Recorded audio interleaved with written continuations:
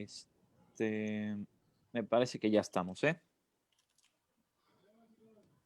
Sí. Si les parece bien, podemos ir compartiendo ahí la sesión e iniciamos en breves instantes. Pueden tomarla ahí de la página del Ágora, del Facebook del Ágora, pueden tomarla y ya desde ahí compartirla. Sí, estoy acá en el celular, por eso estoy agachadito buscándola. Yo también voy compartiendo aquí. Iniciamos en breve. Pero, a ver, se puede compartir cuando ya empiece, ¿no?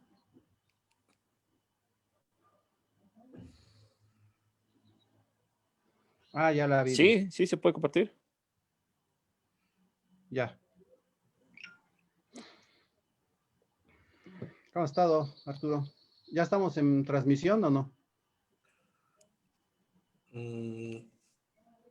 No, creo que Gustavo se quedó en que ¿Desde ya los iba. personales o desde alguna página, si gusta? Ya estamos en vivo, ¿verdad? Ya ¿Qué estamos. pasó? Ya Sí, está ya abierta. estamos en vivo. Vamos a comenzar ahorita en breves instantes. ¿O se cayó? No.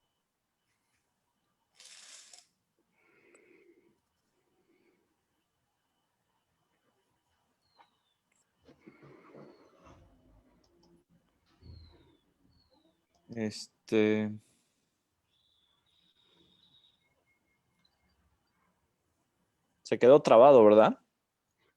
Yo sí te veo bien. En mi caso, por un Ah, momento, sí, ok. sí te trabaste, pero ya tiene rato, o sea, no fue ahorita inmediatamente. Ah, bueno, no, ya estamos, sí. Bueno, ya tenemos ahí también conectados. Entonces, pues vamos iniciando, si les parece bien, ¿no? ¿Qué tal? Muy buenas tardes a todos. Esperemos que se encuentren muy bien. Estamos retomando el programa de filosofía en el Ágora para el mes de abril. Y bueno, les recordamos, por supuesto, que este es un espacio del Instituto Veracruzano de la Cultura a través del Ágora de la Ciudad. Y estamos muy contentos hoy. A mí me da mucho gusto ver nuevamente, como cada mes, a mis compañeros y amigos, los filósofos que llevan a cabo este programa de Filosofía en el Ágora. Bienvenidos, Marcelino Arias Sandi, Arturo Raga y Enrique Sánchez Ballesteros. Compañeros que con nuevos bríos y nuevos ánimos, pues algunos de ellos ya han sido vacunados aquí en la ciudad de Jalapa. Y bueno, yo creo que se encontraron con mucha gente y el ánimo ha cambiado, entonces eso es muy bueno, ¿no? Sean todos bienvenidos a esta edición. Gracias. Gracias, Gustavo, gracias. Gracias a todos los que nos siguen. Muchas gracias. Bienvenido, Arturo Raga. Hoy es uno de los invitados a esta sesión. Y bueno, Enrique, sin más, filosofía y filosofar. Ahí, como siempre, el esfuerzo por aclarar los términos y por desmenuzar términos muy cercanos siempre es un ejercicio muy interesante y en este caso enfocado a la actividad de los filósofos, por supuesto. Y sin más, pues comenzamos. Bienvenido, Enrique. A ver, ¿me Bien. permites, Enrique? Medio segundo nada más. Sí, adelante, Marcelino. Una disculpa al público a nombre de Darin McNabb, que también estaba invitado en esta ocasión, pero se le atravesaron ahí unos imprevistos, pero ya prometió que sí regresa en mayo, entonces les aviso que por imprevistos no está, pero nada más eso. Gracias. Perfecto, le mandamos un saludo al buen Darin. Sí, así es. Bueno, el tema filosofía y filosofar, desde un análisis lingüístico muy básico, ¿no? Uno de los conceptos designa una realidad en un sentido de nombre, filosofía, como a manera de sustantivo, y otro concepto, filosofar, designa una acción, ¿no? Entonces, bueno, parece que por un lado hay algo llamado filosofía o que le damos el nombre filosofía, y por otro lado hay una actividad a la que denominamos filosofar. Yo diría que la actividad y el cuerpo de saber llamado filosofía pues van de la mano. No obstante, también estoy convencido de que toda filosofía implica un filosofar, pero no todo filosofar implica filosofía. ¿Cómo comprender esto? Bueno, voy a tratar de aclararlo y en esa medida aclarar mi posicionamiento. Cuando hablamos de filosofía, para mi gusto, en el sentido de un nombre, estamos hablando de un cuerpo de saber que pertenece a toda una tradición, en este caso la tradición occidental. La filosofía nace con los griegos y llega hasta nuestros días bajo todo lo que llamamos historia de Occidente. Y es un cuerpo de saber que está muy presente en nuestra tradición, en libros, en autores, en pensamientos, en ideas, ¿no? Podríamos llamar filosofía ese cuerpo de saber que se compone por las ramas de la filosofía como son la lógica, la ética, la antropología filosófica, la metafísica, la misma hermenéutica, la propia retórica, la epistemología, la filosofía política. Y entonces a todo ese cuerpo de saber, ¿no? Un cuerpo de enunciados le podríamos denominar filosofía. No obstante, a veces la filosofía no tiene mucho que ver con una actividad teorética, ¿no? O una actividad teórica como pensar acerca del conocimiento o pensar acerca del ser. A veces también la filosofía tiene una relación con una forma de vida o una forma de conducta, de tal suerte que cuando ocupamos el término como tal es la filosofía de aquella empresa, pues se refiere a las ideas con las que se conducen los individuos que pertenecen a esa empresa. O cuando decimos el partido político tal tiene tal filosofía o esa es su filosofía, pues nos referimos a ese cuerpo de enunciados de ideas que rigen sus conductas, sus concepciones políticas. Entonces, yo iría más del lado de que en ese sentido la palabra designa algo que tampoco es estático, porque el saber filosófico siempre es susceptible de reinterpretarse, y hoy creemos que un autor dijo algo y mañana lo interpretan de otra manera y sabemos que dijo otra cosa o algo muy parecido a lo que había dicho, pero el punto es que el cuerpo de saber no es ni fijo ni tan estable. Sí tenemos textos, pero esos textos se han reinterpretado a lo largo de la historia, ¿no? Podríamos decir que el acervo filosófico es una fuente inagotable, ¿no? De conocimientos en cuanto que lo reinterpretamos. Platón no era el mismo para los medievales que para los renacentistas, que para los modernos, que para nosotros hombres contemporáneos, ¿no? No obstante, cuando lo reinterpretamos, pues hacemos una filosofía en torno a lo que ya dijo Platón. Pero no deja de ser ese cuerpo de conocimientos, por un lado. Y por otro lado, también no deja de designar el término filosofía una serie de conductas o prácticas propias de un gremio, de un partido, de una empresa, o también alguien que tiene una forma de vida filosófica, ¿no? Cuando alguien nos dice mi filosofía de vida consiste en tales y en tales acciones, o mi filosofía de vida es hacer esto y aquello, pues entonces filosofía lo está ocupando como un nombre para designar un estilo de vida, una forma de vida, cierta normativa en la conducta.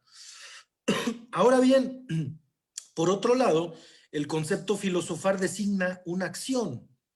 Es la acción que realiza el individuo cuando realiza filosofía, cuando filosofa. Pero en ese momento, pues nos encontramos ya el problema, ¿no? ¿Qué es lo que hace un individuo cuando filosofa? ¿No? ¿A qué llamamos filosofar? ¿Cuáles son las actividades, las operaciones, déjenme llamarle así, operaciones intelectuales que realiza un individuo cuando decimos que está filosofando? Emmanuel Kant decía, no se enseña filosofía, sino que se enseña a filosofar. Es decir, que no deberíamos enseñar la filosofía como un cuerpo de información, como una serie de datos rígidos que todos deberíamos aprender o sí, ¿no? Sino más bien, lo interesante de la filosofía está en realizarla uno mismo. Y esa realización de la filosofía por parte de uno mismo, de la filosofía como actividad, perdón, pues nos remite a la acción. Y entonces, ¿qué tipo de acciones y operaciones realiza un filósofo? Yo creo que el filósofo primordialmente inquiere, es decir, se pregunta por las cosas. Y se pregunta desde un lado en donde pone en jaque o pone en tela de juicio cierta naturalidad o cierta normalidad de las cosas. El filósofo es ese individuo que siempre se pregunta el por qué debe ser las cosas así y no pueden ser de otra manera, ¿no? Entonces, por un lado tenemos que el individuo pregunta. Por otro lado, también se atreve a dar una respuesta, ¿no? Una respuesta diferente a esa pregunta. Y digo diferente en el sentido de que no es la respuesta habitual que todos dan, apegada a una normalidad, apegada a una ideología, sino que es una tesis, es una respuesta que lanza desde esa misma inquietud filosófica en un sentido teórico por las cosas, por el mundo, por la realidad, ¿no? Ahora bien, el filosofar no se agota con lanzar una pregunta y lanzar una tesis. Es característica del filosofar argumentar sobre la posición que uno toma, ¿no? Es decir, el filósofo suele lanzar argumentos, suele dar razones de aquella posición que adopta cuando está defendiendo un punto de vista acerca de algo o acerca de la realidad en su totalidad. Entonces, en ese sentido, hay muchos estilos de filosofar. Algunos preguntan más, algunos preguntan menos, algunos argumentan más, algunos argumentan menos, algunos lanzan más tesis, otros son más escépticos con el lanzar tesis, ¿no? No obstante, encontramos ciertas constantes en la actividad del filosofar. Ahora bien, ¿por qué para Kant era más importante enseñar a filosofar que enseñar filosofía? Porque aquel individuo que logra filosofar, es decir, logra hacerse preguntas, logra inquirir la realidad, logra lanzar argumentos, logra defender un punto de vista, pues básicamente en un sentido transversal podría defender múltiples puntos de vista, podría argumentar de múltiples maneras y podría lanzar múltiples preguntas, ¿no? En ese sentido, es más valioso el aprender a realizar la actividad que al aprender qué dijo Sócrates, ¿no? O qué dijo Platón, o en qué fecha murió Aristóteles, ¿no? Que sería una información sí relevante para nuestra área, pero no tan importante desde el lado de la actividad filosófica misma, ¿no? Esos filósofos antiguos y modernos, ¿no? Y medievales, pues realizaron su sistema de pensamiento, realizaron sus ideas bajo la actividad de filosofar, ¿sí? No obstante, es obligación también del filósofo ponerlas en jaque, en ese sentido de que el filósofo se pregunta por las cosas y duda respecto de las cosas. Ahora bien, regreso un poco al principio, decía que para mí toda filosofía implica filosofar, mas no todo filosofar implica filosofía.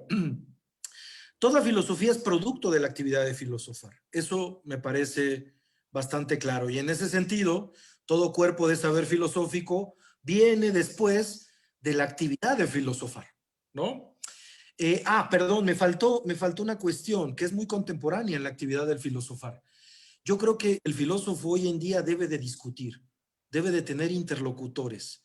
Creo que si en algún momento el filósofo se concebía como ese sabio que se encerraba en la cabaña con la estufa todo el invierno a sacar un tratado lleno de principios y de certezas, creo que hoy en día no es posible. Los tiempos han cambiado, no podemos negar el desarrollo de diferentes saberes, de diferentes disciplinas, de la misma filosofía misma. Hay filosofías más apegadas a cuestiones científicas, hay filosofías más apegadas a cuestiones lingüísticas, hay filosofías más apegadas a la afectividad, ¿no? Y entonces yo creo que no podemos pasar por alto todos esos puntos de vista. Hoy en día me parece que es obligado para el filósofo discutir. Y lo digo en un sentido de discusión genuina y no de discusión monólogo como lo hizo Platón con los diálogos, ¿no? Si bien es un buen ejercicio, porque hay interlocutores discutiendo, desarrollando tesis, argumentando y contraargumentando, básicamente lo que hace un filósofo, Platón sabe dónde comienza el diálogo y dónde termina.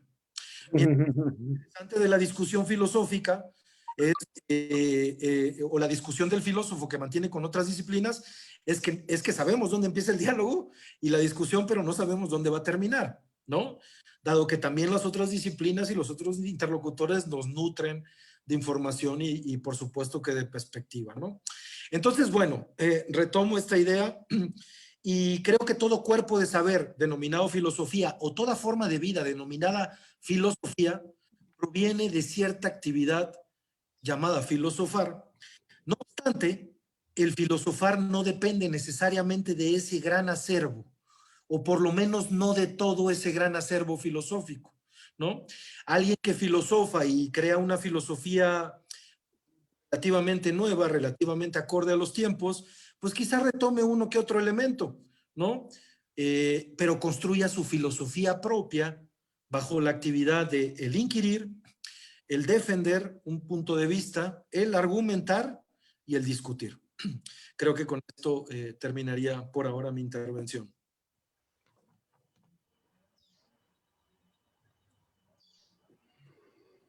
Arturo, yo creo Muchas que gracias. puedes continuar. Pues antes de continuar con mi participación, quisiera no dejar de agradecer la invitación por parte de Enrique, por parte de Marcelino, a esta ventana que ya se ha hecho famosa y que es muy importante, como lo es el Ágora. Les agradezco infinitamente la invitación. Traigo preparado algunas ideas ahí. Se me había comentado que era más o menos sobre enseñanza de la filosofía. Bueno, mi enfoque es distinto, aunque coincidimos en algunas cuestiones con el maestro Enrique, pero bueno, desarrollaré estas ideas. De eso se trata, de disentir. Bueno, la riqueza o el bienestar en las sociedades del conocimiento o sociedades actuales tienen que ver con dos cosas fundamentalmente. Una, con la generación o producción de conocimiento e investigación. Dos, con la inversión en educación y en formación de recursos humanos altamente cualificados. Es decir, entre más invierte una sociedad en, en la producción de conocimiento, en educación, tanto más rica se vuelve y mayor bienestar genera entre sus ciudadanos. Por lo que invertir en la enseñanza de la filosofía, por lo menos en teoría, debería traer consigo mayor riqueza y bienestar en nuestras sociedades.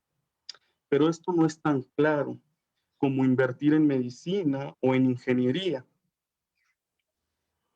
que inmediatamente se ven sus beneficios. Bueno, si invertimos en medicina, ahora está muy en boga, tenemos un sistema médico más robusto, y bueno, podemos hacer el nivel de vida, ¿no?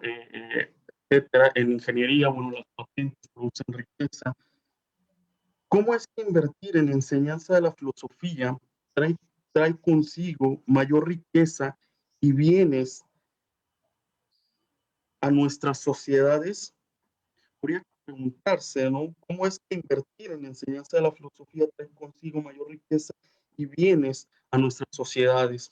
La cosa ya no parece tan clara como cuando invertimos en medicina o en ingeniería, pero considero que la peculiaridad de la filosofía está en la posibilidad que nos da de orientarnos en el presente. Es decir, como un mapa nos ayuda a ubicarnos y de esta manera a transitar por el presente. Dicho de otra manera, fomenta una conciencia crítica de nuestras circunstancias actuales o de nuestro mundo circundante y de esta manera nos crea nuevos sentidos, es decir, crea realidad. Nos ayuda a transformar nuestro presente y decidir hacia dónde queremos ir como sociedad, pero también como individuos. Hace un momento, Enrique hablaba de que las empresas suelen hablar de una cierta filosofía. También, en general, ciertas empresas hablan, decía, de una filosofía, pero desde un cierto sentido común. Yo considero cada vez más que cuando una empresa dice, esta es mi filosofía, o decimos a tomar las cosas con filosofía ante un evento, hay una especie de resignación, es decir, tomo con filosofía tal cosa. Yo creo, es decir, desde un sentido común, yo creo cada vez más que la filosofía lo que te dota es de una conciencia crítica para transformar precisamente nuestro mundo y nuestra circunstancia. en ese sentido es que digo que genera nuevos sentidos, crea realidad, pues. Y creo que es por ahí donde debemos cada vez más buscar. Lo cual nos parece, lo cual no parece, perdón, poca cosa, menos en la actualidad, ¿no? Estas características que menciono, orientación, orientarnos en este desconcierto, en este mundo en constante cambio, en constante transformación, que se vuelve asfixiante y desconcertante. Bueno, tenemos los teóricos que han hablado sobre esto, como Luhmann, Lipovetsky, donde nos hablan de sociedades cada vez mucho más fugaces, mucho más líquidas, una sociedad constantemente exigiendo una constante innovación, ¿no? O para bien o para mal, cambiando constantemente, y que en ese sentido, pues, la característica, o una de las características de la que nos dota la filosofía, es precisamente el de orientación, creo que es fundamental, pues, tanto para una sociedad como para el individuo mismo. Es decir, si estamos en una sociedad en constante cambio, en constante, una sociedad líquida, una sociedad fugaz, y ojo, no estoy diciendo que sea malo, no le estoy dando un aspecto moral, ¿no? Simplemente estoy describiendo, ¿no? A nuestras sociedades actuales, decía Heidegger, refiriéndose a los griegos, allá los que piensan, y refiriéndose a nuestras sociedades, a los que corremos. Digo, pues entonces en ese sentido, que la filosofía nos pueda dotar de orientación, parece ser que se vuelve fundamental. Y capacidad crítica, aportar una capacidad crítica para el reto de construir un presente más justo y más feliz. Es decir, cada vez estoy más convencido que la filosofía, no solo de manera académica, sino también ya eh, desde la naturaleza misma de ella, debe ayudarnos con un saber práctico a ser felices. Si el sabio creo que no es feliz, creo que ha fracasado, ¿no? En los griegos, si hacemos una revisión histórica, la sabiduría, la filosofía es una cierta sabiduría práctica. Es decir, el sabio está a la búsqueda del saber precisamente porque con ello le va la felicidad. El sabio lo que busca, a final de cuentas, es ser feliz. Cada vez considero que la filosofía debe ayudarnos, como ese saber práctico, ser felices. En la medida en que nos podamos orientar, tomar conciencia de nuestro presente, ser críticos, también decidiremos nuestro propio futuro como sociedad e individuos, por lo que cada vez estoy más convencido que una sociedad que se rige por el sentido común cae fácilmente en la demagogia, mientras aquella que sea capaz de presentar atención a la voz crítica de una filosofía humilde, y esto también es interesante, el nacimiento de la filosofía misma es un nacimiento humilde, después se va a volver soberbia la modernidad, ibris, ¿no? Pero el nacimiento mismo de la filosofía tiene que ver con la humildad, y cada vez veo, esto es una autocrítica, filósofos más soberbios, ¿no? De hecho, la filosofía se contrapone a los sofistas, a los sabios. Los filósofos son los aprendices de sabios, los que buscan la sabiduría, los que buscan la sabiduría, pero se les escapa siempre. Es decir, la naturaleza misma de la filosofía es la humildad, ¿no? No sé, bueno, sí sé, si hacemos un recorrido histórico, esto lo encontramos en la modernidad. Eh, eh, ¿Cuándo hicimos nuestro Frankenstein de la filosofía? Es decir, ¿cuándo se volvió tan soberbia, ¿no? O mejor dicho, ¿cuándo los filósofos se volvieron tan soberbios porque creo que no es la filosofía, creo que son los filósofos los que algunos se han vuelto demasiado soberbios. Habría que volver a las raíces de la filosofía misma para ver que la filosofía de su nacimiento es humilde.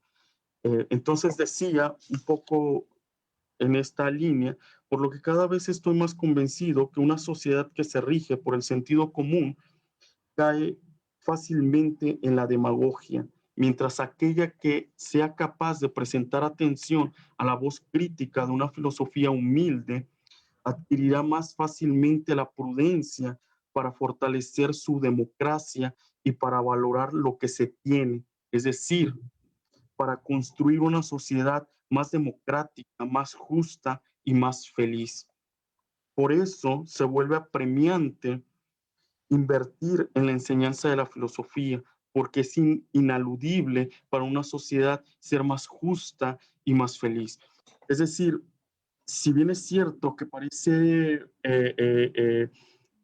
evidente porque hay que invertir, ¿no? en el conocimiento, en esas sociedades del conocimiento, ¿no? Y en específico en ingeniería, en medicina, en ciencias básicas, creo que también se vuelve fundamental poder invertir en filosofía, pues, porque genera una cierta orientación de las sociedades, ¿no? Del individuo mismo eh, eh, en la construcción de su propio futuro, y en ese sentido creo que abona, ¿sí? A sociedades, ¿sí? Mucho más justas, mucho más democráticas, mucho más felices. Y creo que debería ser valores que deberíamos estar eh, alentando, ¿sí? En nuestras sociedades y en nosotros mismos.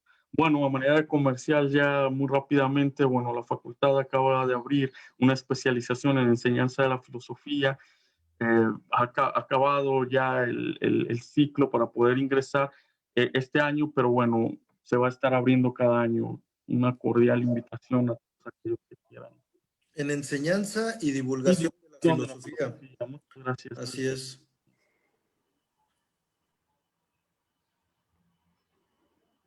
Agradecemos a Arturo. Le toca a Marcelino. Bueno, pues ahí voy, ya no tengo mucho que decir. Este, sí, no sé, ahora con los rasgos que decían los compañeros respecto a la filosofía, déjenme hacer ah, queda mala palabra, pero un reconocimiento al ágora, filosofía en el ágora. De repente dije, ya le vamos a cambiar el nombre, le vamos a poner filosofar en el ágora. O sea, digamos, no le vamos a cambiar el nombre, pero se oye muy bonito, filosofía en el ágora, siempre nuestras resonancias, pero en realidad, digamos, esa es la apuesta, ¿no? Digamos, si pensamos lo que hemos hecho a lo largo de estos años, justo se trata de filosofar en el ágora, en este sentido del preguntar, abrir las posibilidades de formar y realizar preguntas y en medio de un diálogo, ¿no? Entonces, digamos, esa fue nuestra idea inicial. Con Arturo, pues qué bueno que estés acá. Finalmente, desde el inicio del proyecto, Enrique y yo lo comentábamos, que debía ser algo que estuviera siempre abierto a colegas de la facultad, de la filosofía y de otras áreas. Y pues tarde o temprano todos tienen que pasar por acá, ¿no? Lo cual nos agrada mucho que acepten la invitación, ¿no? O sea, muchas gracias Arturo por haber aceptado nuestra invitación. Y sí, con lo que se estaba diciendo, se me ocurren dos cosas. Por un lado, estaría muy de acuerdo con una de las partes que dijo Enrique, ¿no? Y que me gusta defender, porque si no, no podría dar clases de filosofía. Es decir, sí tenemos una visión, vamos a decir, no en sentido peyorativo, pero sí ortodoxa de la filosofía. Este cuerpo de saberes generado, como lo ponemos en los libros de historia, lo que sea, de los presocráticos a la actualidad, dentro de la tradición occidental, en donde tenemos tres campos mayores que se subdividen en estas disciplinas que señalaba bien Enrique. Digamos, nuestra pregunta sobre qué es real, qué aceptamos como un criterio de verdad y qué aceptamos como valioso, ¿no? Ontología, epistemología y axiología. Y entonces dices, Son tres campos de la filosofía donde hacemos preguntas que por definición la filosofía puede hacer y las ciencias particulares no pueden hacer. O sea, la física puede preguntar, su destino es preguntar por el movimiento, ¿no? El movimiento de la materia, punto. La química por la combinación de sustancias. La biología por la evolución de los seres vivos. Entonces ellos no se preguntan ni qué es lo real, ni qué es los criterios de verdad más allá de lo ya establecido al interior de su propia metodología, y tampoco se preguntan por lo valioso, el bien, lo bello. Entonces, en ese sentido, una visión ortodoxa, yo creo que eso es así como, ya que está aquí Enrique, como el aire de familia de todos los juegos de lenguaje que llamamos filosofía, que es que los podemos ubicar en estos tres campos, definiendo al interior de disciplinas más específicas, teoría del conocimiento, epistemología, estética, filosofía política, bla, bla, no sé, todas las filosofías preguntamos sobre eso, ¿no? Entonces, yo creo que esa visión ortodoxa nos sirve, y entonces, pero no es clausurada, ¿no? Ahí, la otra parte, es abierta, diversa. No sé, ahora, por ejemplo, bueno, no ahora, desde hace ya quién sabe cuántos años, Dussel habla de la filosofía china, la filosofía africana, la filosofía, León Portilla hablaba de la filosofía náhuatl, Náhuatl. etc. Y yo a veces me pongo en duda, y bueno, si ni ellos se dijeron filósofos, ¿por qué tenemos que ponerles nuestro término? Mejor decir qué clase de saberes producían y qué clase de discursos y con qué pretensiones, para entrar en diálogos desde la filosofía con ellos, pero no necesariamente es darles prestigio por decirles es que ya eran filósofos. Es decir, era gente que hacía cosas muy interesantes, a lo mejor sabios, al modo de lo que dice Arturo, y en parte que hacían preguntas que podríamos pensar filosóficas, pero lo pensamos desde acá. Entonces, digamos, es un intercambio en el que a veces nos conviene decirles filosofías para cierta clase de diálogo, y a veces me gustaría ver cómo se nombraban a sí mismos para ver qué clase de diálogo tenemos, ¿no? Entonces, en esto de la filosofía, para estos tres campos mayores que digo, pues es por lo que la filosofía se vuelve así como este elemento acompañante de todas las disciplinas. Y por eso tenemos filosofía de quién sabe cuántas cosas, ¿no? Entonces está bien, porque a todos les gusta un poco la participación del filósofo para pensar esas preguntas más generales, más en torno, no me gusta la palabra del todo, pero digamos, para salvarla de sus rasgos fundamentales, no de su fundamentación, no me gusta la fundamentación, pero sí los rasgos fundamentales de los campos, y entonces nos invitan, ¿no?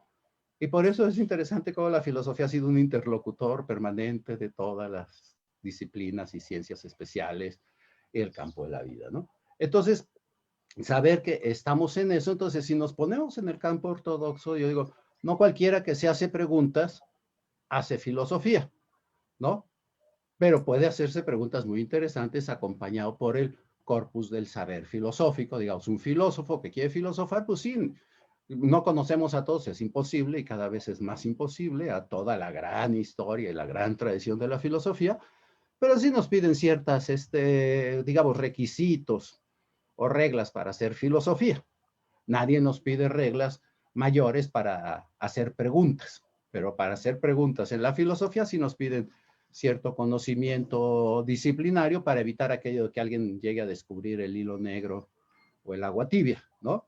Incluso, digamos, no le pasa solo vamos a decir, a la gente común cuando hace sus preguntas filosóficas y dice, ya descubrí algo maravilloso, y tiene un filósofo cerca y le dice, sí, mira, se parece a lo que dijo San Agustín hace más de 2000 años. No, es que esto, sí, se parece a lo que dijo Hume, a lo que dijo Kant. Entonces dices, claro, si te oye un especialista en filosofía hacer preguntas que tú crees que es el gran descubrimiento personal, pero al interior del campo dices, no estás en la novedad, nada más que te falta información al respecto. Y esto le ha pasado a grandes físicos, hasta ganadores del premio Nobel, cuando quieren hacer filosofía, ¿no?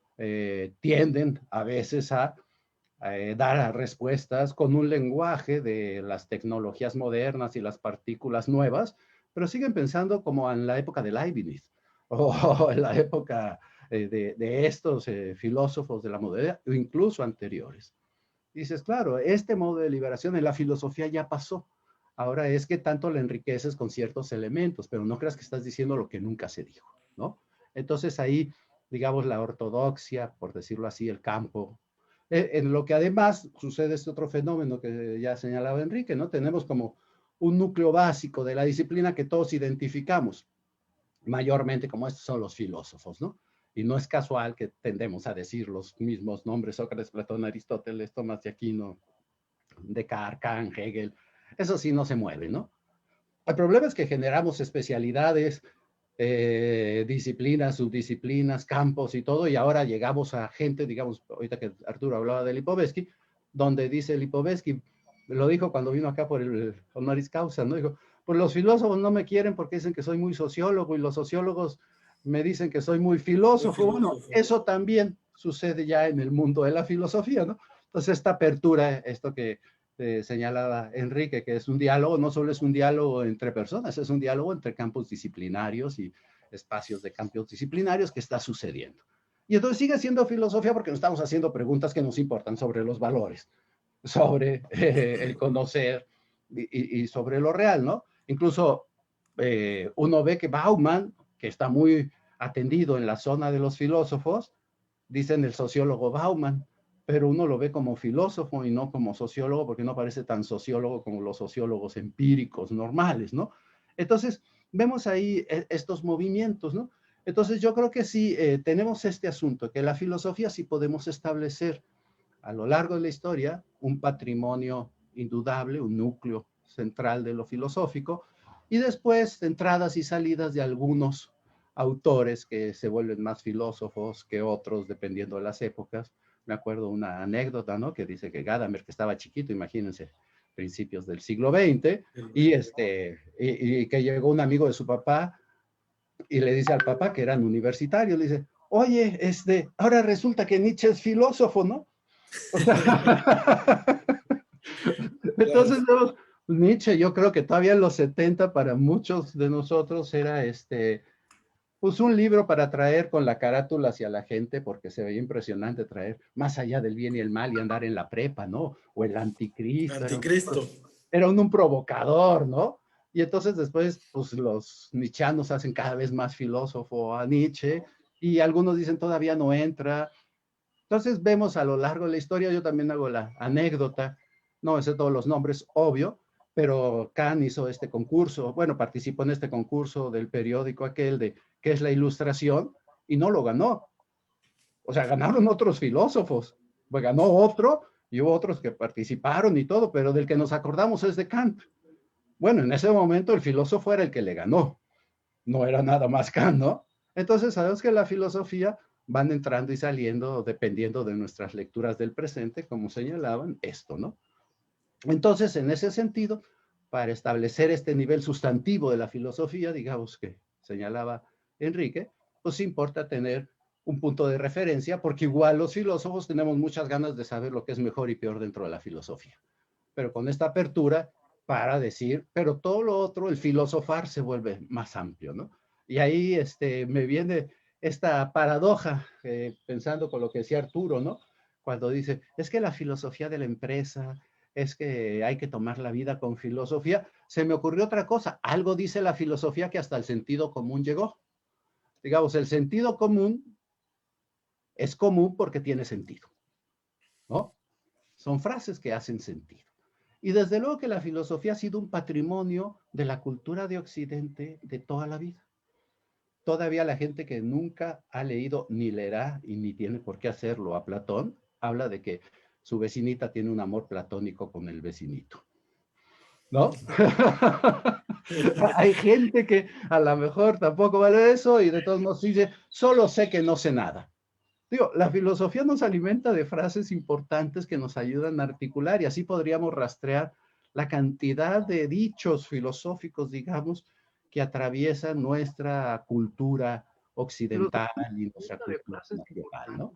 Entonces yo creo que eso se vuelve muy importante y que claro, la filosofía es un modo mayor, más general y orientador, que hasta las empresas quieren tener su filosofía de la empresa. Como bien decía Enrique, a mí me suenan a políticas y se vale. Pero claro, saben que la filosofía da seriedad, ¿no? Implica que es algo mayor, orientador y al mismo tiempo no reglamentado. Pues no, eso es importante. La filosofía no es lo reglamentado, sino lo abierto. Y entonces qué bueno que la gente se percate de eso, un poco lo que decías, Arturo, ¿no? Parece que es más rentable ciertas profesiones, pero yo desde hace años, no más ahorita con la pandemia, ¿no? Desde hace años digo, pues la humanidad ha sabido vivir sin puentes y sin aviones y sin ciertas tecnologías. Hace cosas ahora, pero a lo largo de la historia siempre hemos vivido con cuentos, leyendas, narraciones y eventualmente filosofías que nos articulan. O sea, el hombre se siente humano por tener filosofía y tener artes, ¿no? O sea, todo lo demás es lo que queremos usar para vivir mejor, pero no sin dejar de ser. Y yo creo que gran parte de nuestra autocomprensión como seres humanos es esta idea de tener filosofía de la vida y de tener arte, ¿no? Entonces, digamos, ahorita uno quiere sacar ventajas del asunto, ¿no? Pero justo se ve la importancia del arte y de estas narraciones en la época de la pandemia.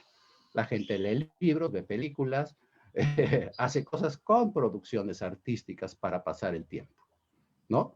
Justo cuando no puede ir a los puentes ni a los coches.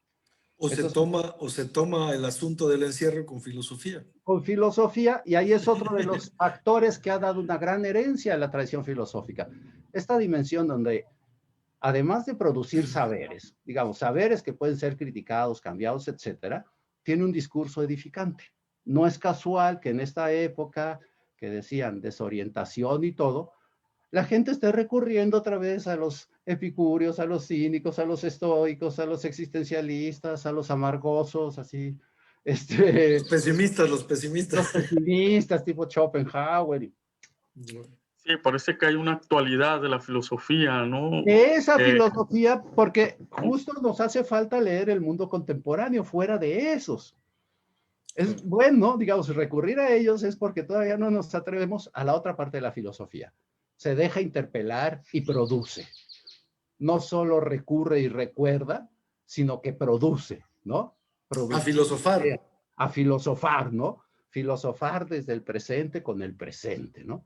Y entonces yo creo que cuando veamos eso, sabremos que por qué todos esos no son soluciones, son pequeñas sugerencias que se tienen que articular de otra manera, ¿no? Entonces, yo creo que ahí es donde el filosofar se vuelve importante, ¿no? En atreverse a responderle a la interpelación del mundo, de frente al mundo y no volteando a ver si encuentro allá en todas las herramientas del pasado algún tipo de respuesta. Encontraré elementos, pero tengo que producir, ¿no? O sea, por eso leemos a los grandes filósofos. Todos produjeron una respuesta a la interpelación de su mundo. ¿No? Incluso entre el mismo desarrollo de la filosofía solemos decir que hay filósofos más originales que otros, ¿no? Filósofos que la mitad o gran parte de su obra está basado en el acervo que acumuló otro filósofo, y filósofos que su obra capital, como Heidegger o Wittgenstein, tienen dos citas explícitas a filosofía, ¿no? Sí, ¿no? Y dices, claro que leyeron todo, pero tenían que estar enfrentando. Y ahí tiene que ver algo con esta época. Yo les digo, ¿no? Vivimos una época privilegiada para la filosofía. La filosofía levanta el vuelo con las crisis, con los cambios, digamos, así épocas. O sea, no es casual si uno ve el contexto histórico de cada gran filósofo, son momentos de gran agitación social. Pues ahorita estamos, digamos, entre la innovación tecnológica y los cambios sociales y todo eso, en una época de innovación social que hay que afrontarla como un privilegio para pensar y poner a prueba el filosofar, ¿no? Y entonces yo creo que el filosofar es eso, ¿no? El saber responder a la interpelación de un mundo, ¿no? Y por otro lado, solo como nota al pie de página, porque me gustó, porque yo uso los dos conceptos que señalabas, Arturo, de humildad y soberbia, pero les doy un giro, ¿no? O sea, siempre digo, me gusta la idea de humildad y soberbia fuera de la tradición cristiana, que es como pecados, ¿no? Pecados y resignaciones. Yo digo, sí, el filósofo tiene que ser humilde, pero pensando en humu, ¿no? El humus, un tipo que tiene los pies en la tierra. O sea, no tiene nada que ver con una actitud de achicamiento, de sumisión, de sometimiento más allá que la interpelación del mundo. Entonces, un filósofo es humilde porque está en el humus, ¿no? Pone los pies en la tierra.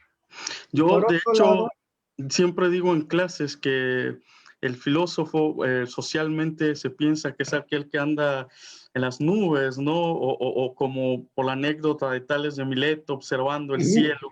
Y siempre le digo a los alumnos que el filósofo es aquel, como se dice, que tiene los pies bien puestos en la tierra. Porque precisamente, dice Enrique, hay filósofos mucho más originales. Y yo creo que tiene que ver, desde mi punto de vista, precisamente con lo que usted ha dicho anteriormente, es decir, con el modo de dejarse interpelar, es decir, con el modo de poder captar las circunstancias de su presente, ¿no? Y también, con esto que también mencionábamos, con este crear nuevos sentidos o crear realidad o redirigir la realidad en el sentido de construcción de la realidad que queremos nosotros, ¿no? De vernosla con nuestro presente y ver hacia qué futuro, ¿no? Como individuos, como sociedad queremos construir, ¿no? ahora, digamos, en ese sentido, digamos, y la otra, lo de soberbia, yo digo, alguna vez leyendo, no sé, Asa Jaeger y otros, no digo, a mí me gusta ser soberbio, yo soy un soberbio, pero trato de ser un soberbio a la griega, no a la pecadora, ¿no? El soberbio es aquel engreído y todo. A mí me gustaba una definición, una idea de la soberbia que decían los griegos. Soberbio es reconocer aquello que se tiene, sin exagerarlo ni minimizarlo, ¿no? Y esa es la certeza que te da. Entonces, yo digo, eso se trata, ¿no? Un filósofo de saber lo que sabe, no negarlo, y reconocer lo que no sabe, y entonces sin exagerar ni minimizar. Entonces, por eso es alguien que a veces se ve como un poquito más seguro en el mundo, ¿no? Porque está como sopesando esto. Lo malo son los que creen que ya saben, digamos, ese es el problema, digamos, de esta modernidad que dices, que pensaba que llegaba a respuestas definitivas. Pues claro, cuando eres poseedor de la verdad no puedes ser más que un soberbio a la otra, ¿no? A la engreída. Y Pero, yo creo que la diferencia de lo que comentan radica en que una humildad y una soberbia están en relación con la virtud, la otra en relación con un posicionamiento epistemológico, ¿no? Es decir, creo que la soberbia y la humildad de la que habla Marcelino es en relación al conocimiento, ¿no? Tener certeza de lo que se sabe y aceptar lo que no se sabe, ¿no? Y un poco el sentido que había dado el maestro al inicio parecía desplazarse hacia la virtud, ¿no? Pero me parece interesante ambas, sobre todo porque también en ética se trata el tema de la virtud. no, y además, digamos, casi, a mí me encanta el sentido común, ¿no? Amo el sentido común y la percepción cotidiana. Y lo que estoy seguro es que la gente se percata de eso. Es decir, normalmente el filósofo engreído, nadie lo ve como filósofo, lo ve como un payaso engreído. Quizá dependiendo de las circunstancias donde se esté relacionando con él, tendrá que jugarle el juego, ¿no? Y sobre todo si es al interior de ciertas instituciones o cosas así. Pero nunca se va a ganar el respeto, ¿no? Claro. O sea, digamos, eso queda claro. La gente tiene una, vamos a decirlo así, una gran intuición de la virtud y del saber. Y entonces lo que sabemos de por sí es que la gente percibe al engreído como alguien que ni sabe ni es virtuoso, aunque se quiera mostrar como tal. Y todo el mundo se da cuenta, nada más le damos el avión para evitar conflictos, ¿no? Pero hasta ahí llega. Y cuando no, pues ya le echamos un bombazo al avión, ¿no? Entonces yo creo que eso es muy importante, ¿no? O sea, sí, pensar que el filosofar es estar indagando con riesgo, que a veces hay filósofos que tienen que dedicarse a pulir una filosofía porque esa filosofía surgió más en el momento de la interpelación del mundo y hay que cultivarla porque uno tampoco puede inventar una filosofía. Eso es muy importante. O sea, Sí, voy a ser original por mis pistolas, no, es porque el mundo te permite la originalidad. O sea, la filosofía es un modo de responder a aquello que sucede en el mundo. Entonces, por eso vemos que hay gente que pues como Kuhn y su ciencia normal, pues si estás en cierta época de ciencia normal, pues harás mejor ciencia normal, pero no has llegado a la zona de la crisis del paradigma ni del cambio de paradigma, ¿no? Entonces, los puede uno ir pushando, ¿no? Y por ejemplo, ahorita me gusta lo que dice Zizek de repente, que dice, no estamos en una época de hacer grandes propuestas, estamos en una época de pensar muy bien el mundo, porque tiene tantas cosas nuevas y tenemos tantas categorías heredadas que dejan de ser pertinentes para comprender el mundo actual, que sería bueno que antes de ponernos a proponer muchas cosas, lo pensáramos con cuidado, ¿no? Entonces a mí me gusta mucho esa idea, ¿no? La filosofía también es un pensar con cuidado. Y entonces decir, claro, voy a pensar, voy a encontrar, voy a comprender, y si de eso surge la idea de algún modo de propuesta, qué padre, ¿no? Pero decir, no nos apresuremos a caer en la tentación de la vieja creación de utopías, porque es más fácil construir la utopía que enfrentarse al mundo, ¿no? Entonces, digamos, hay ciertas utopías que además las dice uno con tales generalidades y tan bonitas, que claro que siempre se van a ver más bellas que el mundo. Pero yo creo que el mundo siempre tiene cierta belleza en sus paradojas y sus contradicciones y sus cosas así, y que a veces a los filósofos nos convendría ese momento del filosofar sereno que nos deja angustiados ante la fuerza de la interpelación del mundo, ¿no? Porque si no, las utopías se les olvida lo cotidiano y hacen así grandes rasgos y es terrible, ¿no? Bueno, le paro No, aquí en mi idea entre filosofía y filosofar. Creo que por ahí andaba porque ya veía medio inquieto a Gustavo. Entonces, no. iba a decir. Estamos, les recordamos que estamos en vivo y realmente tenemos un montón de comentarios y de preguntas. La gente está participando un montón. Hay algunas muy interesantes, pero yo quisiera, ahora sí, como siempre, usar mi posición de testigo privilegiado de esta charla para hacerles una pregunta. Bueno, también por otro lado, ha sido muy interesante lo que cada uno ha comentado, ¿eh? Verdaderamente se han tocado puntos muy importantes. Yo creo que ahí se empezó con esta especie de contradicción de que quizá la filosofía sea la madre de la ciencia, por supuesto del pensamiento ordenado y de tantas cosas que derivan de esto, y al mismo tiempo es la primera que se desmarca, ¿no? De las academias, ¿no? En esencia, siempre hay un desmarcamiento de parte de los filósofos de, no, a mí no me encasillen en estas ideologías o academias, ¿no? Pero por otro lado, ahora que se hablaba de la soberbia y de la humildad, eh, eh, muy válido, por supuesto, ¿no? Concuerdo en muchas de las cosas que han mencionado, pero también hay que mencionar que, eh, bueno, la filosofía o las filosofías han servido también de marcos conceptuales para ciertas ideologías o para el uso del poder, por así decirlo, ¿no? Yo, por ejemplo, al filósofo, yo no lo veo nada más como un vanidoso que ande caminando por ahí demostrando cuánto sabe. Eh, un síntoma de las filosofías o de la verdadera filosofía es que son utilizadas como mecanismos de poder, ¿no? Y hemos visto a lo largo de la historia que a través de la filosofía se han justificado ideologías, se han justificado gobiernos, regímenes totalitarios o democráticos, ya depende de cuál sea el caso, pero tienen una influencia directa, ¿no? Y en las propias academias no podemos negar los clanes académicos y estas mafias intelectuales, que no seamos, no nos hagamos de la vista gorda, existen, ¿no? Siempre existen. Entonces, nada más es cosa de vanidad y de humildad o de falsa humildad, o verdaderamente hay una influencia directa en el acontecer cotidiano. Bueno, si me dejas decir, yo creo que no hay una influencia directa, pero si dijiste directa, no. Hay una cantidad de usos posibles bárbaros a la filosofía, ¿no? O sea, no sé, te voy a contar una anécdota. Eh, es de todo mundo conocido, este grupo de gente que se dedica a señalar que Heidegger era nazi, ¿no? Entonces, y hay un filósofo, Víctor Farías, chileno, que se dedicó a buscar hasta abajo de las piedras todo el nazismo de Heidegger, ¿no? Pero para denunciarlo y vituperarlo, ¿no?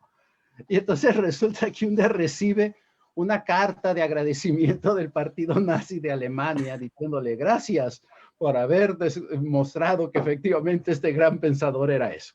Él lo estaba denunciando para que la gente dejara de leerlo. Los del partido nazi lo dicen que gracias por haber ya mostrado finalmente que este gran pensador era nazi. Y por otro lado, Bátimo lo usa por la idea de la pluralidad y la historicidad en Heidegger como uno de los sustentos posibles de la democracia. Digamos, ¿sí me explico? Entonces no podemos decir estrictamente que hay una influencia directa. El filósofo pone en juego sus ideas y quizá el filósofo en su vida personal y cercana si le toque algo, dependiendo quién sea, pero no es tan directa, pero sí tiene una permanencia y una interlocución, ¿no? Y aquí solo advertiría como otra vez, así como dimensiones, no es que una sea y otra no. La dimensión de un texto viviendo su propia vida, ya lo decía Enrique, tenemos como 40 Platones dependiendo de la época en que ha sido leído, entonces no podemos decir un definitivo Platón. Y por otro lado, o sea, la vida del texto mismo del filósofo, y por otro lado, la vida institucional de nuestro mundo, que difícilmente yo culparía a la filosofía. Digamos, no es una dimensión sobredeterminante, ¿no? Hay ahí, digamos, muchas comprensiones de mundo jugándose, la política, la económica, etcétera. Y entonces, digamos, incluso hasta la psicológica, ¿no? Cuando Arturo decía de los soberbios, pues capaz si alguien tuvo una vida que necesitaba llevarlo a ser soberbio psicológicamente, ¿no? Ni siquiera por ser filósofo, hubiera sido soberbio hasta de albañil, qué sé yo, o de líder de pueblos, o de donde fuera, de cantante, pues, sería un pinche soberbio, porque pues, así traía su mundo psicológico, ¿no?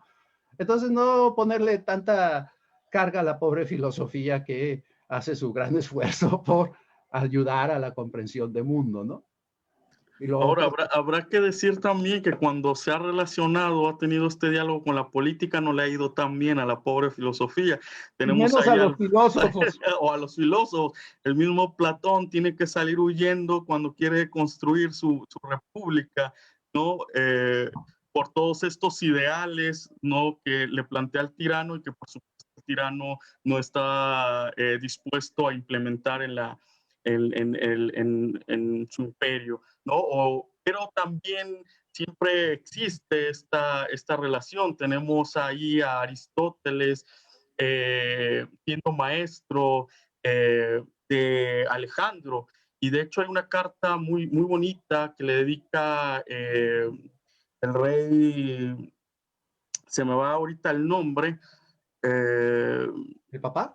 el papá que, Filipo se me va, ¿No ¿quién? es Filipo?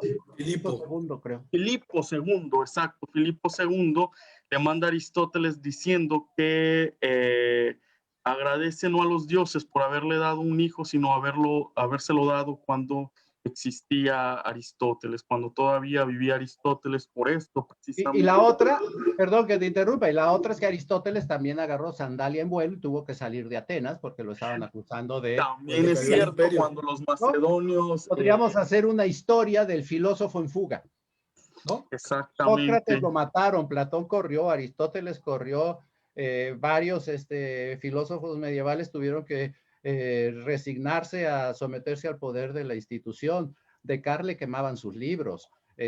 Carlitos Marx también tuvo que andar de asalto de mata.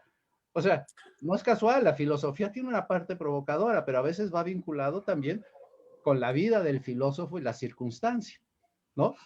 Yo, bueno, al respecto de la pregunta concreta que hace Gustavo, yo creo que justo cuando se ocupa una filosofía para hacer algo, en ese momento, ese discurso ha dejado de ser, por lo menos, búsqueda de la sabiduría, ¿no? Ese discurso pasa a ser como saber efectivo y pasa a ser palanca para ejercicios de poder, ¿no? Se vuelve ideología. Exactamente, se transforma en una ideología, ¿no?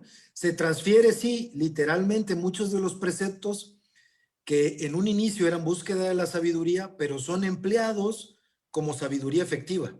Y lo que menos quiere el filósofo es tener sabiduría efectiva. Justo el filósofo, en el momento en que se convierte en sabio, deja de ser amante de la sabiduría, ¿no? Entonces, siempre se concibe en esa búsqueda de la sabiduría, no en tratar de llegar a las certezas, ¿no? Es un poco resistencia a las certezas.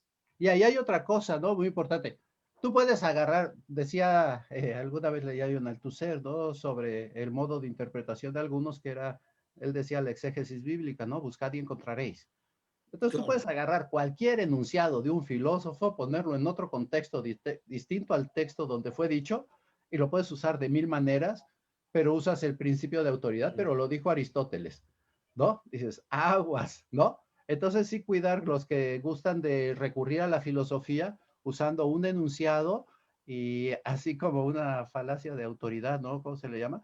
Este, Sí, eh, una como dijo falacia de Aristóteles, autoridad, claro. como dijo Aristóteles, como dijo, y nada más agarra una frasecita y dices, no seas desgraciado, pobre Aristóteles lo dijo en otro modo, en otro sentido, Otro y este contexto. ni siquiera.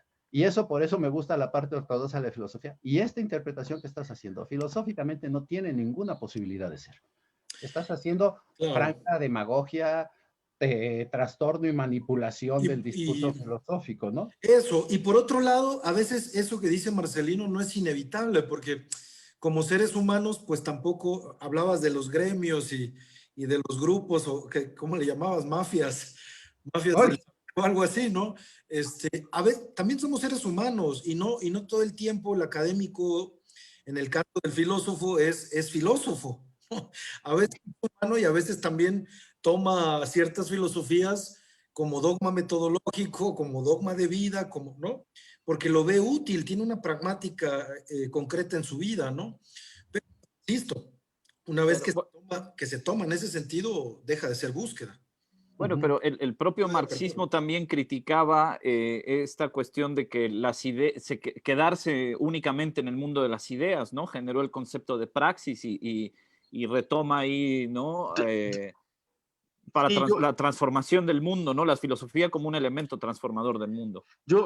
es a todo lo que hemos estado diciendo añadiría, pues que a pesar de que la filosofía no necesariamente por esta naturaleza de abierta, no necesariamente se casa con una determinada ideología o con una determinada política, no quiere decir que haya una especie de amor, no ahí medio enfermizo, por parte también de los gobernantes, en el que siempre está también, y de diálogo de los filósofos por poder transformar el mundo, es decir, de estas ideas, porque no olvidemos que al final de cuentas también para los griegos, teoría no implica lo que para nosotros, alejado completamente de la praxis, sino que tiene un impacto en la realidad misma. Es decir, la construcción de estos pensamientos es una construcción que lo que quiere, como hemos dicho, es responder a su presente, responder a ciertas necesidades subpresentes y de esta manera crear nuevos sentidos, ¿sí? Es decir, crear nueva realidad.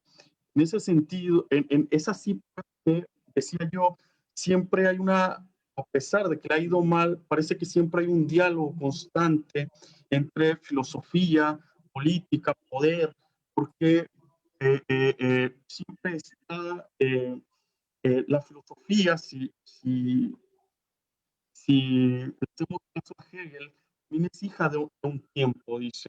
En ese sentido, y en tanto que está precisamente pensando su tiempo, sería absurdo pensar, ¿no?, que está alejada completamente de lo político. ¿Sí? Pero también, y completando esta frase de Hegel, ¿no?, también la filosofía es aquella que logra, ¿sí?, de alguna manera vislumbrar hacia el futuro. Es decir, está preocupada por el presente, pero logra vislumbrar hacia el futuro. Por eso Deleuze, en qué filosofía habla que la filosofía siempre llega demasiado tarde, o como la lechuza de Minerva, ¿no? Precisamente en alzar el vuelo, por toda esta construcción de la que habla tanto Marcelino como Enrique, ¿no?, pero que al final de cuentas tiene que impactar en la realidad, ¿sí? Tiene su impacto en la realidad. Y que en ese sentido, ¿sí?, habría que rastrear cuántos términos en política son utilizados de la filosofía o sacados de pero no deja de estar influenciando, ¿no? La política, no solo a la política, en general a todas las manifestaciones culturales, ¿no? Y también influenciando de estas distintas manifestaciones culturales de la política a la filosofía, ¿no? Entonces es un diálogo constante en esta construcción de la propia realidad y estar eh, eh, asumiendo la realidad para la misma transformación. Ahí fíjate, Gustavo, ahí la Ujú. anotamos, Enrique, para el futuro, hacer una sesión así un poco más puntual sobre idealismo y materialismo, ¿no? Para señalar cuál es ese lío Entre estricto teoría y praxis, claro, ¿no? entre teoría y praxis, porque depende del lugar donde te posiciones para ver, o sea, Marx pues traía una bronca mayor con el espíritu absoluto de Hegel, De Hegel. en cierta lectura de Hegel, que desde luego Arturo siempre trata de corregirles, pero de algún modo era el idealismo absoluto, o sea, las ideas por delante de las prácticas, ¿no? Y como estaba haciendo el análisis desde el materialismo histórico, eran las prácticas generan ideas, y yo creo que al final resulta que hay una dialéctica profunda entre ideas y prácticas, ¿no? Pero claro, como tenía que pelearse, pensar que estaba en el campo de la historia, sí, lo digo rápido, o sea, digamos, Hegel pensaba que podía pensar el fin de la historia sin que la historia terminara.